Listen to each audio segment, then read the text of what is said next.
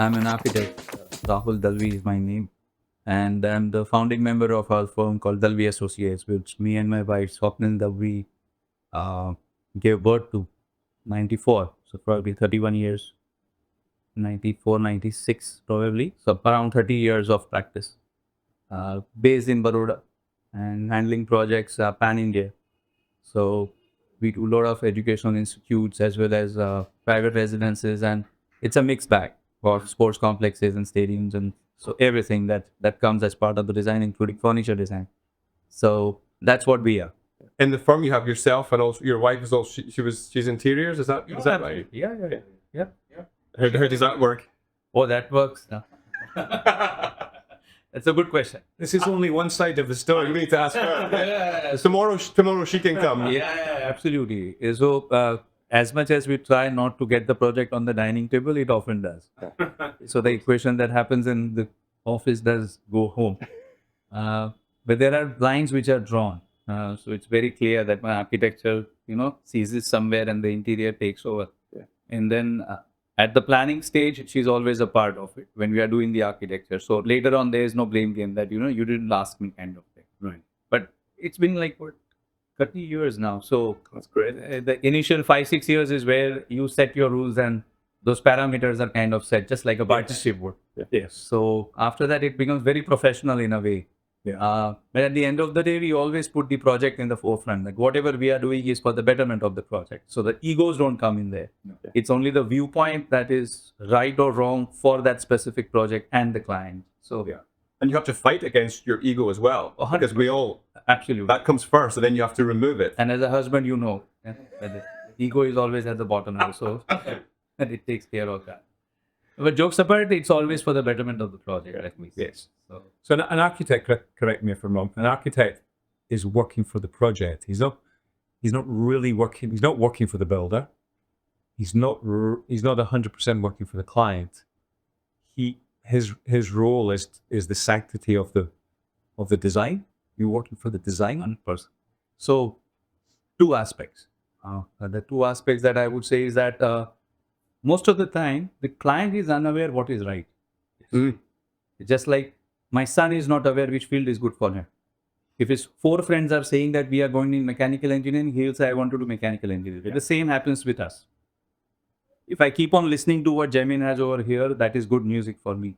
Yeah. So when someone asks me to recommend, this is the good music. Yeah. If I don't come across another thing which is superseding this, then my opinion will change. So when you go to a consultant, I always say this, that if you go to a doctor, you don't tell him that, give me this medicine. So the same way, the client has his bandwidth of right and wrong. Mhm. So when he goes to a consultant or an architect, he should succumb to it. Yes. In today's world of internet, that succumbing is not happening. There is a lot of trust issues. Because today if a doctor prescribes me in front of him, I'll Google and check the side effects of the medicine that he has prescribed. So because of this overexposure of digital knowledge that we have at our disposal, the trust level has gone. Yeah. So at all point of time, the consultants have to prove themselves that what they're saying is right. Yes. And the information that the other person has is true, but not probably logical for that particular Yes. thing. Not necessarily. It may be good in the UK. I mean, most of the times we have clients who come up saying that this is our dream house. His dream houses are all in London and Europe, which need sunlight. And in India, we are trying to shade it off. Yes. So they don't have grills. Here we have security threats. They don't have cantilevers because they want more sun. We have 42 degree and 45 degree. They have less of rainfall or consistent rainfall. We have huge rainfall happening. We need covers. So when you look at it, everything is about the look. It's not about the working of it. And that is where we as architects come into the picture.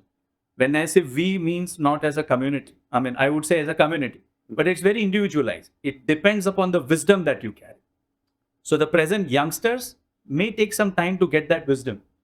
And we are the lucky ones who had the privilege of backing up our career with some work or work bank, Yes. which we call our signature. But the youngsters don't have that privilege today because, everyone comes that I want this. Can you do exactly this? So where's the signature going to be? It's not happening in the present world. Yeah. So, I mean, That was your problem with your build.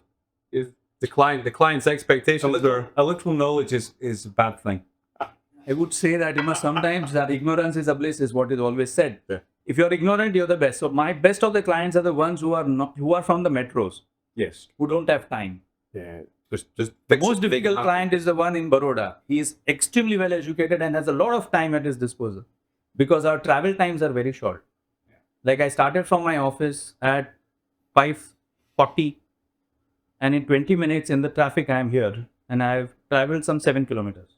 The same thing in Mumbai, 7 kilometers would have taken 1.5 to 2 hours, depending at the time that we are in, which is a peak hour.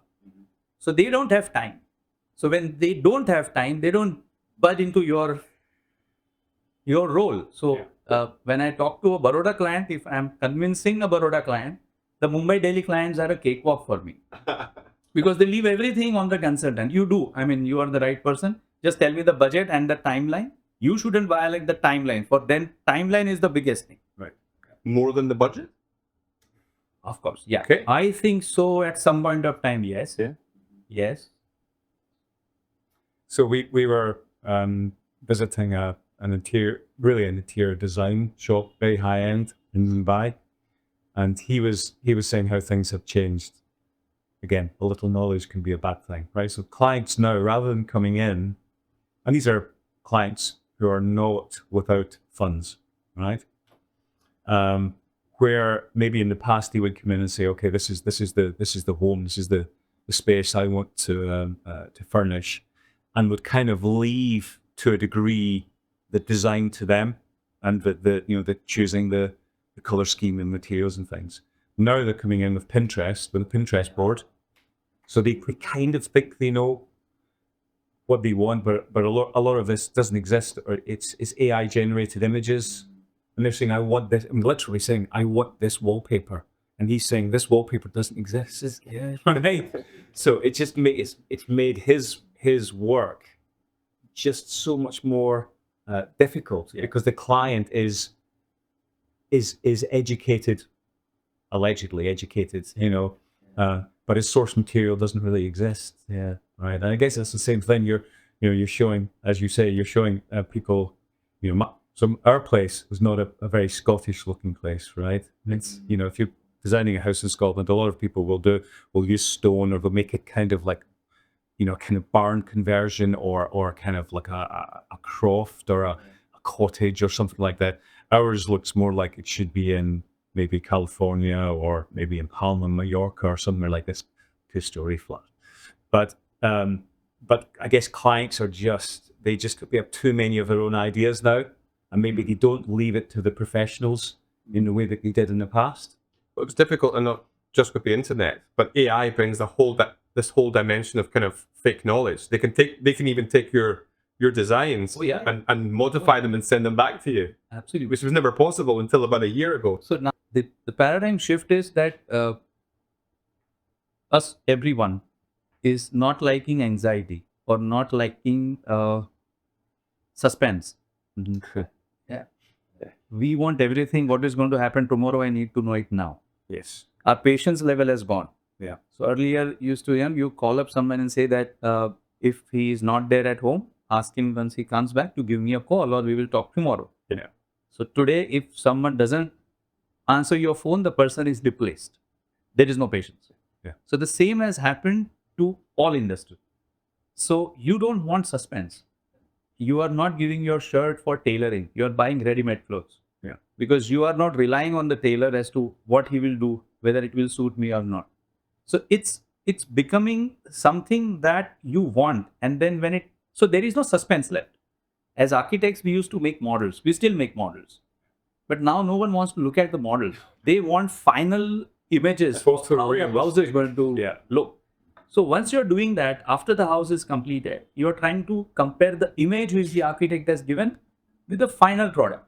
Yeah. Now, this entire thing is a 1.5 year journey. But still they don't want suspense. I think we are lost on that beauty of that element of surprise, the suspense, anticipation. So everything is gone. And with as much as information as we are able to get from Pinterest or from house or from these XYZ things, you started replicating. You have stopped creating. Yeah. Or the originality has gone out of the window. You're okay with something which is done for someone else.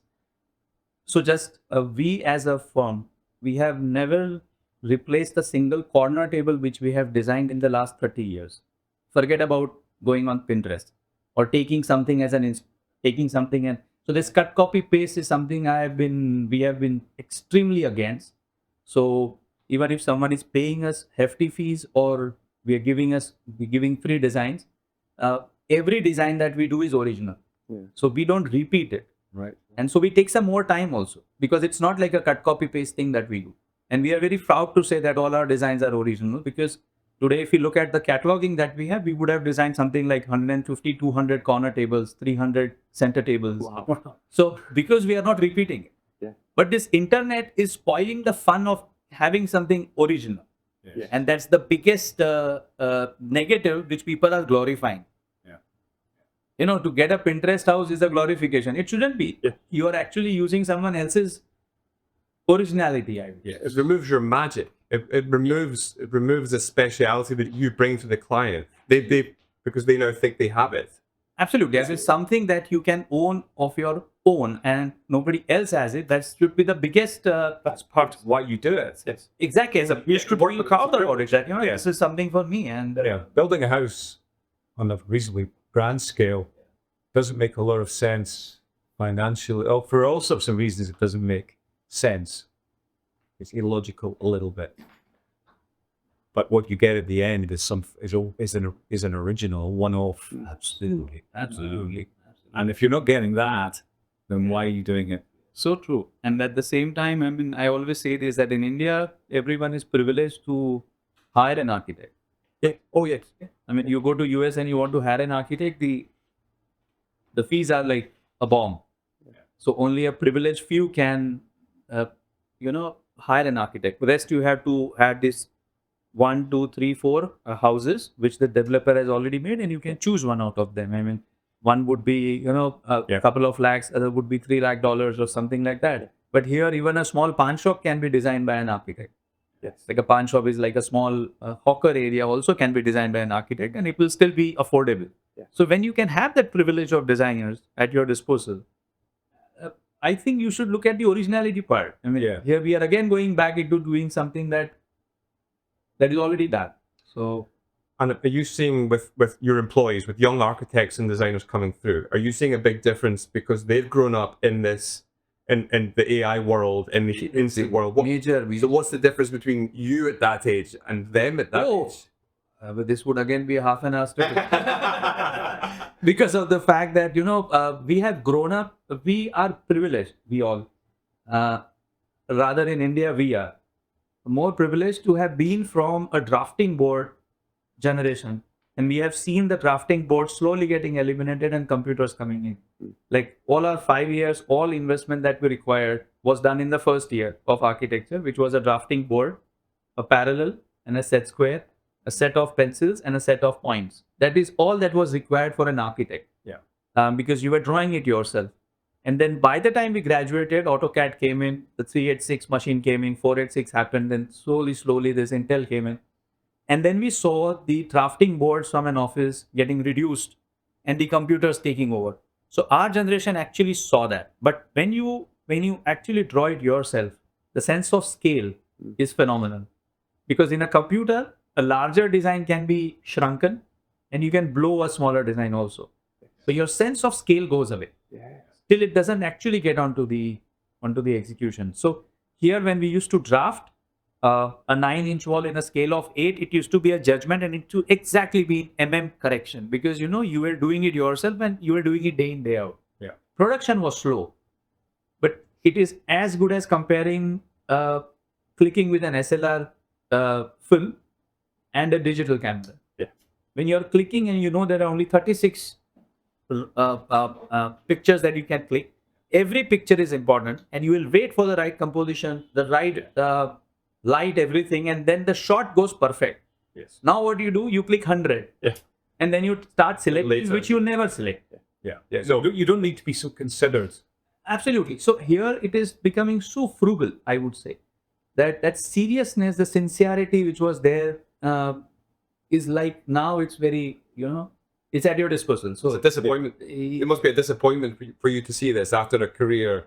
sometimes. And so the youngsters that are coming in are all on fast-paced results.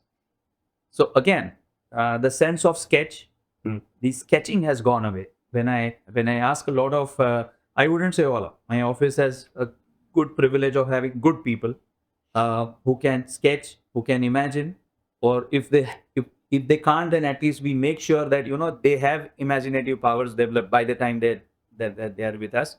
So that's that sense of sketching, the sense of proportion, the sense of scale by doing your own work is kind of forcefully fed in the system, because we think like that. We can't get a product which will not be thought like that if you want. But yes, today's generation, because of the speed with which they are gaining knowledge, the exposure that they have, there are a lot of shortcuts which are given by the system itself. Yes. So if you are given a route to go straight, why would you go like that? So when you have an automatic car, why would you put a gear pad? You have to teach them to slow down and slow down methodically. Yeah. So true. And that will change even like car design and the way cars are modeled and designed now, where they used to be physical clay models and things, and now you can do practically the whole thing without ever prototyping anything. Oh, absolutely. It just changes everything. You can do your wind tunnel test and get to know the aerodynamics much better, which earlier never used to do.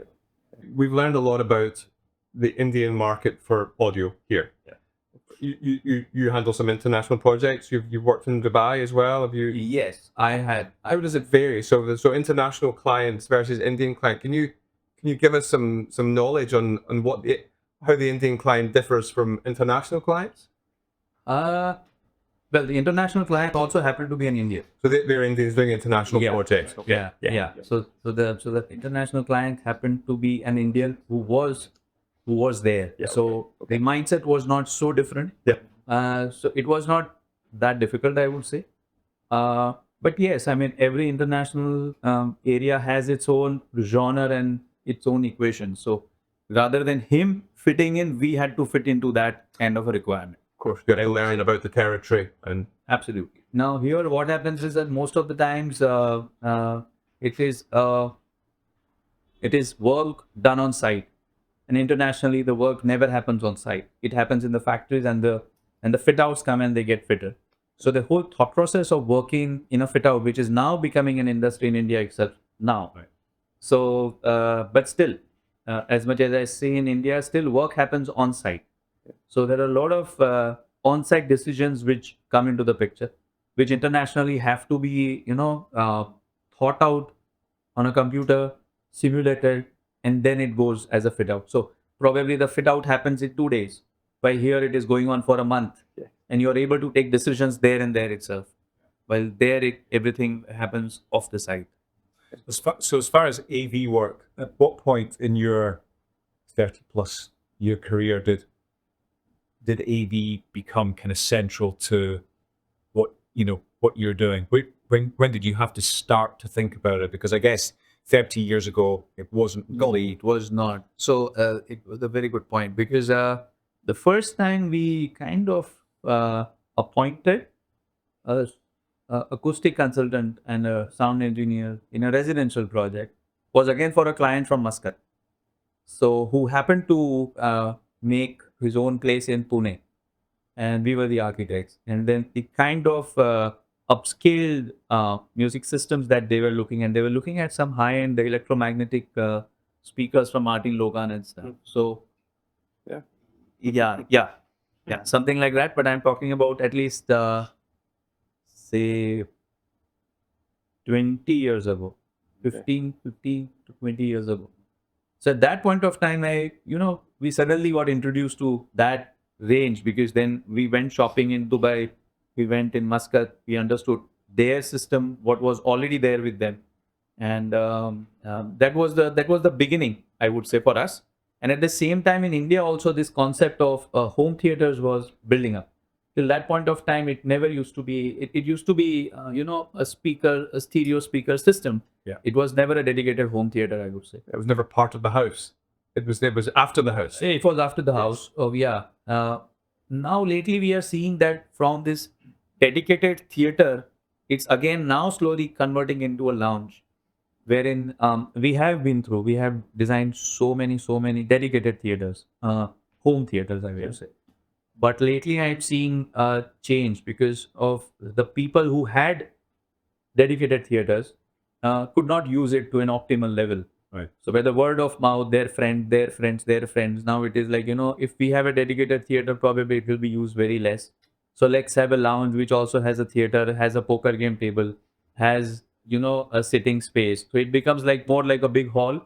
Um, and then you have to treat it. Wherein the client is not so hell-bent on, that right kind of sound engineering. But he does need everything acoustically manageable. But then because it is a multitask or a mixed use space, he's okay to, give away, compromise on It that. makes it harder for the audiovisual guys. Absolutely. Because they would much rather have a dedicated room. Absolutely. They can chill it. So from the technique perspective, I would always say that a dedicated home theater is the way to go ahead with. But from a populist kind of an idea, which everyone now harbors, with the space constraints that we have, it will soon become a multitasking space. So what we are also kind of seeing, I mean, COVID taught everyone a good lesson because the large, huge houses that everyone had, even in Baroda, you have 20,000 square feet, 25,000 square feet, 40,000 square feet. I mean, 4 people living in it, and you have a band of 50 odd people taking care of the house as caretakers. They suddenly realized the COVID taught them a lesson that, the smaller it is, the maintainable it is. Yes. So this shrinking of size, um, not compromising on the functionality of it, was based on multitasking the spaces. So earlier it used to be a formal dining, family dining, then a breakfast counter, then a dry kitchen, then a wet kitchen. Now it is getting into the logical old methodology of dining in kitchen. Yes. Correct. So you have a formal sitting, then you have a family sitting, then you have a home theater, then you have a lounge. So it is getting shortened in a family lounge and a formal setting. So everything is, I mean, this is the period. I mean, this will happen for some period of time. Then again, it will go to that. Then again, it will come down.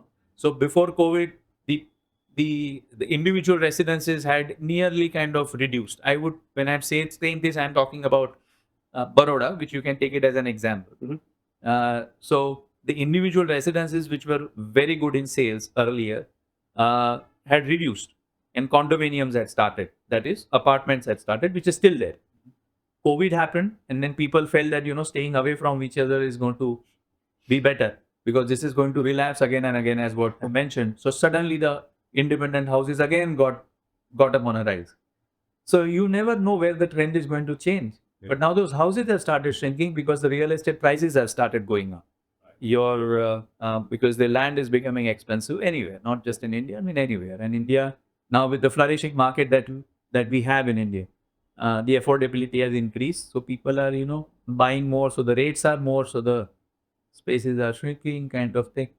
So these dedicated home theaters will always be there, but the number of people having it like dedicated, it will be more like everyone will have a theater, but which is clubbed with a lounge or a multitasking area. We noticed that. Really, it's maybe not a peculiarly Indian or solely Indian situation, but I think it's more in India than any other market that we know. We've seen it in the last, we visited a lot of integrators and dealers and things, and that's, Indian people work hard, they work long hours, they work very hard.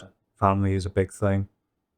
Bollywood movie and entertainment is a big, is maybe more important here than it is in most countries. Yeah. And if you look at the UK or even the US, we don't really have any more 5.1 systems in the lounge. Most people don't do that. But in India, that's something that people are doing. They're doing it with short throw projectors and really quite nice setups in quite a small space because entertainment is so important. And that's one of the things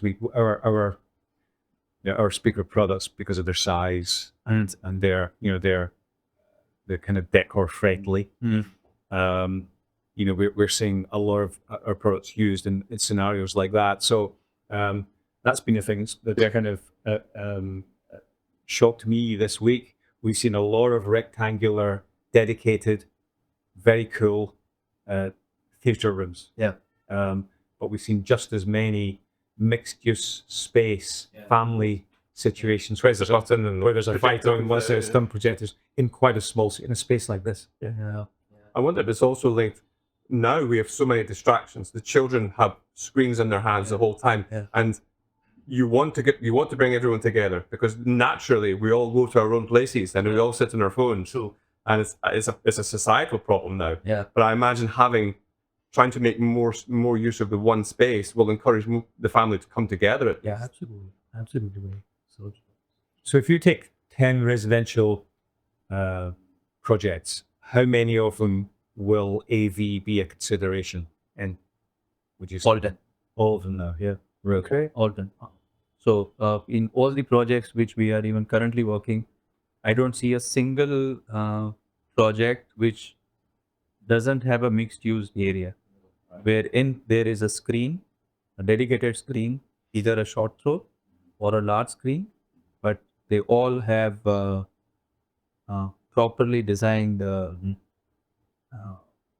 theater setups. Right, okay. Out of the present ones that we have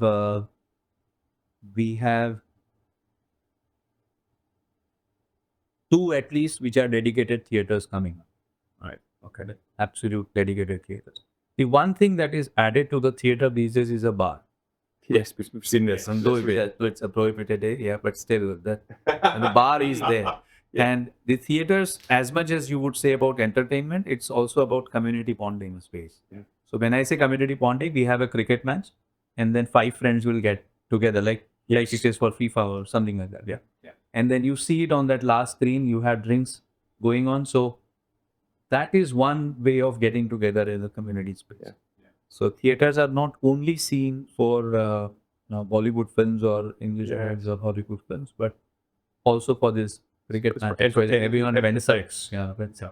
And is that all ages? You're seeing all ages of clients all doing a similar. Oh yeah. So all ages, I would say. These days, earlier it used to be the children who used to enjoy it. Nowadays, the children themselves are big time earners, so they can actually earn themselves a house, which earlier used to be a prerogative of a 50-year-old. Now even the 30-year-olds can afford a house because suddenly the IT boom is there and you have so many fields which are giving them good money. That's in India. It's the opposite of, say, America, where the average house owner is now increasing. In India, you're seeing the younger generation. Oh yeah. That's just the opposite. Yeah, absolutely. Because of the fact that I think you get easy loans also these days. Which earlier Indians used to have the saving mentality, and even the elder ones who had a lot of funds never used to use them. I think now everyone wants to spend. You want to take loans and enjoy your life rather than wait for the time that your bank balance is good and then you start enjoying it. So this has made a big paradigm shift. I mean, earlier it used to be just one person earning as a bread earner. Now you have both, which used to happen in the Western countries earlier. Now India has caught up. I mean, both husband and wife are well educated, equally educated, both earning. Right. So your disposable income is very high. And still a multi-generational family in the same way, or is that changing as well? That is changing. Okay, so you have to cater for that. That is changing, and that is the biggest change which is happening, and it is difficult to fathom because India always had this joint family culture, which is similar to that of Italy. Yes. But now this nuclear family status has increased because of migration of kids who are going out of their domicile, and so this nuclear family culture is now coming up. So it's 2 plus 2. And by the time they're 18, they're out to study somewhere else. Because that's how it is. Like my son is studying in Germany, for example. Okay, right. So that nuclear status is now happening. Is he studying architecture? No, he's again in cars. So, all right. Oh yeah, so he's a big time into F1. His goal is to go into Ferrari as design mechanic. Excellent. Aerodynamics. So where in Germany is he? He's in Karlsruhe. Yes. Oh, Carl. You know Carl. Yeah. You know Carl.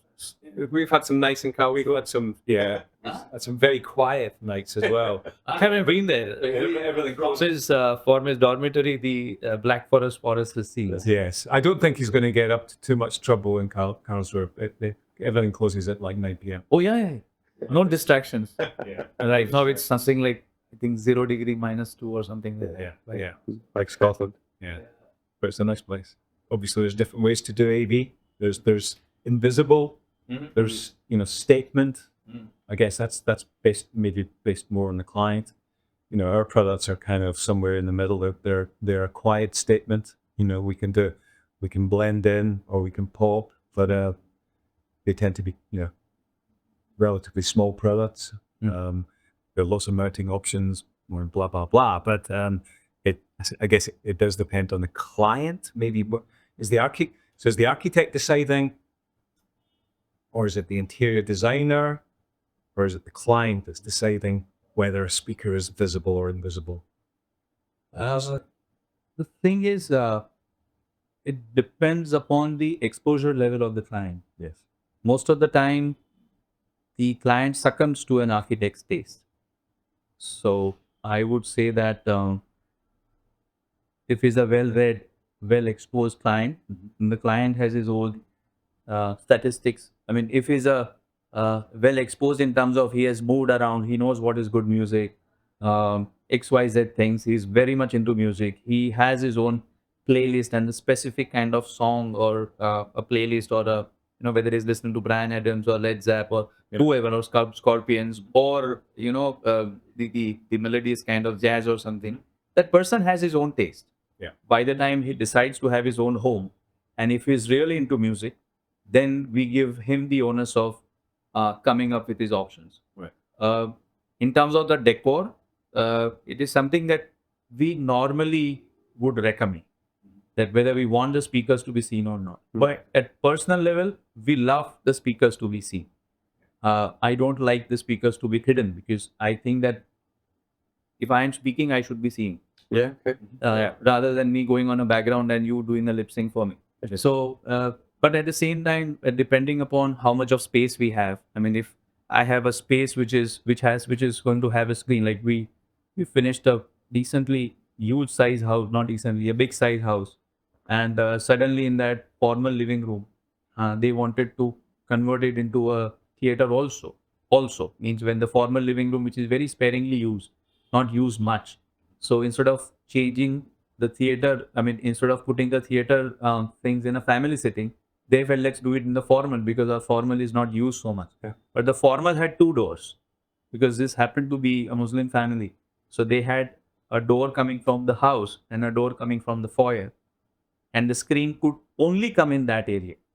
Yeah. So we had no option but to have in-wall speakers wherein the screen covers it. Yeah. So when you have something like this happening, then the in-wall speaker becomes a better proposition. Or else I always feel that, sound is psychological. Even Bose used to have their demo rooms wherein they used to put a large speaker and behind which they would put a small one. And then after a while, they will take away and show, this is the sound that you were listening. Yeah. But when you saw that, you felt that the sound coming out was better because you felt that there were these 5 speakers instead of 1. So it becomes very psychological. Yes. Yeah. Sometimes when you read on a bottle of wine, the entire preparation, it will taste better. Yeah. The environment you're in. Yeah, it will always say best story. This story. So at the end of the day, So at the end of the day, I feel that when you have speakers like those, the feeling that the sound is coming better will be there. When you hide it, you will not know what the thing is. The other way to look at it is that a small speaker is giving such an amazing kind of sound. So that is another way to look at it. It's a perception which everyone carries. So that onus, we leave it on the client. But You're getting quite detailed. You're to the screen location and you and your team are getting really detailed with the client on that. oh, absolutely. And sometimes what we do is that we also play our own cards. Means sometimes when things are not going our way, we say that technically this is not right. So because there are so many things which a client may not understand, and you are doing it day in day out for XYZ clients all the time, and you know that some things are not working. I mean, then you shouldn't. The client shouldn't get into the way of good music, because at the end of the day, somebody sitting in that room is going to say this is not a great place.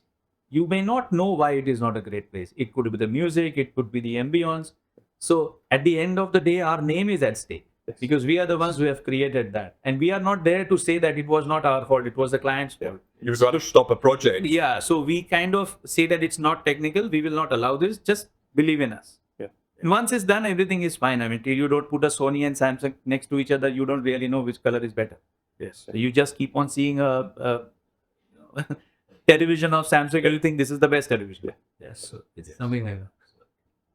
You have your interior designers as part of the team, and then that brings materials, it brings colors. So from our point of view, we're always trying to keep up with the latest colors to make sure we have the right offering, which is difficult worldwide to have a color that's compatible everywhere.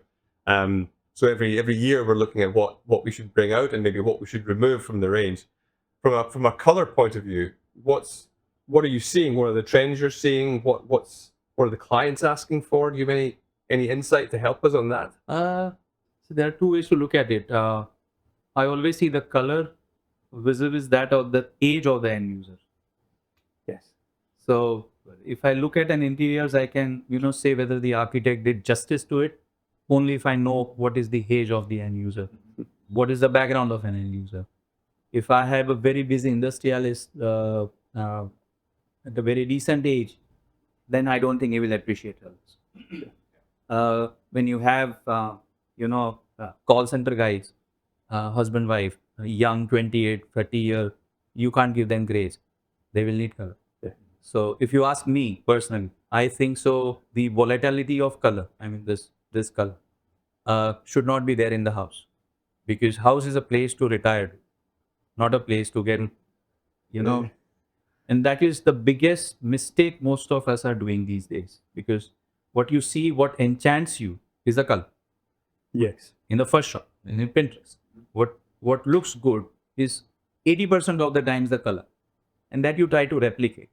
I mean, you can. I mean, we have this. There was a period in India, or there is still, wherein the choice used to be that of the television serials. So everyone came saying that in this serial that curtain is there, in this serial that is there. You had red walls and you had yellow walls. And we used to always say, can you imagine you're sleeping, there is a red wall in front of you, there is a horse, large poster. How good a sleep would you get? So the importance of color, hence, depends on the age factor, on your strong liking and disliking. People want that my house should be colorful. You have a red shirt, how many times will you wear it? You have a white, how many times will you wear it? You wear a red shirt once in a party, you will have to remember which party you went to so that you don't again wear the same shirt, because people will remember. So I think when it comes to theaters, colors for us is zero. I mean, I would say the most subtle theater should be the right theater, because there you are going to focus onto the screen. I don't want a vibrant color wherein even that amber light reflects light and then you are distracted. So I would rather go in for blues and the grays and the mellowed down things as far as the theaters are concerned. So it varies. It varies from spaces. I mean, if we start doing houses all in grays, people will not come to us. So, because at the end of the day, you're clicking a picture and showing this is my house and it's very drab. I mean, the person may love it, but and that the same thing goes for lighting as well. I mean, in India, it's all becoming hyper lighting. I mean, so we used to have this thing about whether. So I used to comment whether this is a house or a hotel. So when we say it's a house or a hotel, means the hotel is always going to have more light. It's going to be over because you are going to visit the hotel, not stay in a hotel. So when you make your house a hotel, you will not like it. Probably you may have 20 lights, but you will only keep a couple of lights on, because after a point of time, these 20 lights are going to hit you. Yes. But now the whole paradigm shift is that the hotels have started becoming more like homes. I mean, you go to a room these days, they are underlit. I would say they are not underlit; they are rightly lit. Yeah. But we are now accustomed to higher wattage and those higher temperatures, because of which we feel the hotels are underlit. But that is the way a house should be. It should be somber. It should be most of the UK homes. I mean, it's a very, very mild, and that's the way. I mean, that's the place that you retire to, not get aggravated. During the day, you have light on all day long for work. Yeah. And light is again a big theory. In India, you have white light. That's the worst light that you can have. Yes. So sunlight, it's not the right light in the evening. You should have an orange light, right? You should have 3000 or 2600 Kelvin. Yeah. I mean, you have 4000 as a base. Earlier, it used to be tube light. It used to be 6000, 7000 Kelvin. And people still want that white light because, only then you can read. But that's not a right light. No. It's a hospital light. You walk into a restaurant and you immediately know if you're going to be comfortable or not. Yeah, true. Depending on the lighting. Well, there's a number of places you're looking at walking in the street, and there's a restaurant or often a bar. Yeah, where we are, and it's the orange light that you look in and you just think that's just going to be just a great place. Exactly. Like a rich bars, for example, like this red, the walnut, entire thing, and then you have the mellowed down light, or you feel like sitting for a couple of hours with the drink and nobody's disturbing. We did it in our hotel last night in Hyderabad, the Trident Hotel. We were leaving in the morning for a day's work, and we both looked in and went, "What? Oh, we need to go there tonight." Yes. We don't really want to drink. We just want to sit. We just want to sit in the orange glow. Yeah. You know, and at nighttime it was exactly what we needed. It was just beautiful, and that's color. I mean, we actually sell in India probably a wider range of colors than we do in most countries. So, for example, I guess our red micro speaker will sell more in India than we will in any other country. The other thing is, like, India is now becoming, I wouldn't say rich, but more affordable. Mm-hmm. So that's the reason all brands are coming to India, because now suddenly people have started, spending, and people can afford expensive things. And when people can afford expensive things, they want to show the expensive things. Yes. And when you want to show the expensive things, you need color for them to pop out. So that's how the relativity is. That's why it is very modern. Growing middle class. That's so true. and that will change over time. Oh yeah. Yeah. So the underdeveloped is developing. It will get developed, and then the rate at which we are growing at 7%, they will become 0% like Germany is. They will just be maintaining the status. But I think a long way to go for us Indians, because it's only a few percentile which is in that class. We're enjoying watching it. We watched it happen in China. We used to travel to China a lot. We watched this 20-year period, and now we're seeing such similarities now in India. So to be here is great. To really appreciate it. Yeah. So we feel like it's probably going to happen more quickly here. It feels like it's going to. Yeah. And I guess it's maybe just the difference between Chinese people, Indian people. Access to technology. We just get the feeling it's going to, it's not going to take the 15 years that it kind of took on our journey in China. This feels like it's already quicker.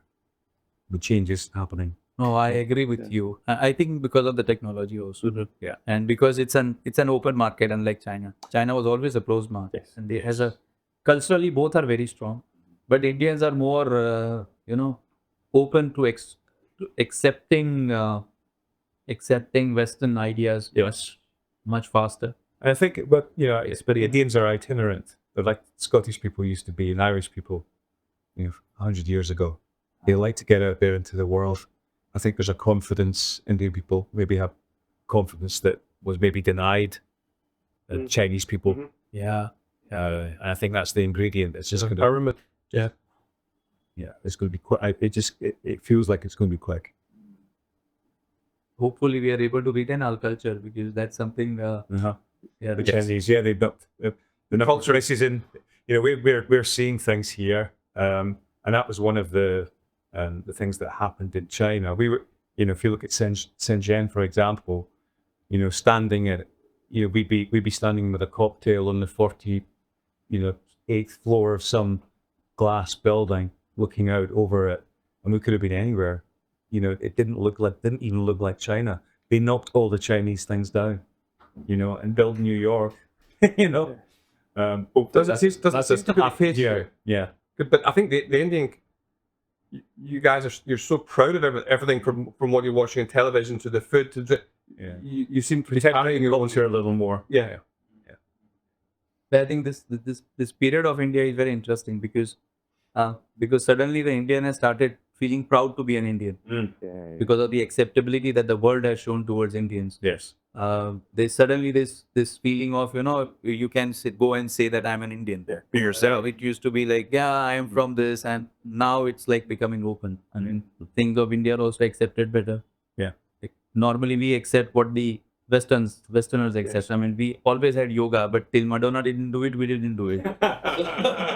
So it's always like, when Westerners accept something that we have, then we are very happy, and then we start accepting. Becomes faster. It becomes faster.